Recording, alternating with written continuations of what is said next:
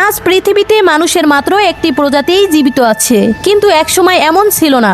এক সময় ছিল যখন মানুষ একা ছিল না। পৃথিবীতে মানুষের মতো দেখতে, মানুষের মতো চিন্তা করা একাধিক মানব প্রজাতি একসঙ্গে বসবাস করত। আজ আমরা নিজেদেরকে এই পৃথিবীর একমাত্র অপশন মনে করি, কিন্তু এক সময় আমরা ছিলাম অনেকগুলোর মধ্যে মাত্র একটি। আমাদের মতো দেখতে, আমাদের মতোই হাতিয়ার ব্যবহার করতে পারতো, আগুন জ্বালাতে জানতো, শিকার করত।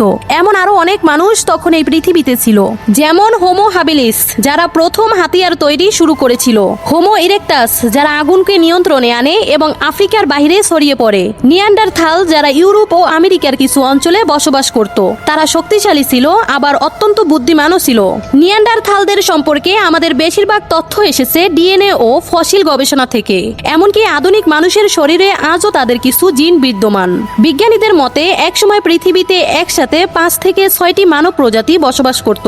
তাহলে প্রশ্ন আসে, শেষ পর্যন্ত শুধু আমরাই কেন টিকে রইলাম? এর কারণ এই নয় যে আমরা সবচেয়ে শক্তিশালী ছিলাম, বরং কারণ ছিল আমরা ভালোভাবে যোগাযোগ করতে পারতাম, বড় সামাজিক দল গঠন করতে পারতাম, দ্রুত সিদ্ধান্ত নিতে পারতাম এবং পরিবর্তিত আবহাওয়ার সঙ্গে সহজে মানিয়ে নিতে পারতাম। সময়ের সাথে সাথে একে একে অন্য মানব প্রজাতিগুলো বিলুপ্ত হয়ে যায়, একসাথে নয়, ধীরে ধীরে। আজ আমরা হলাম এই পৃথিবীর শেষ বেঁচে থাকা মানব প্রজাতি। আর সবচেয়ে ভয়ঙ্কর ও চিন্তার বিষয় হলো, মানুষ এই পৃথিবীতে প্রাণীদের জায়গা নেয়নি, মানুষ অন্য মানুষকেই প্রতিস্থাপন করেছে।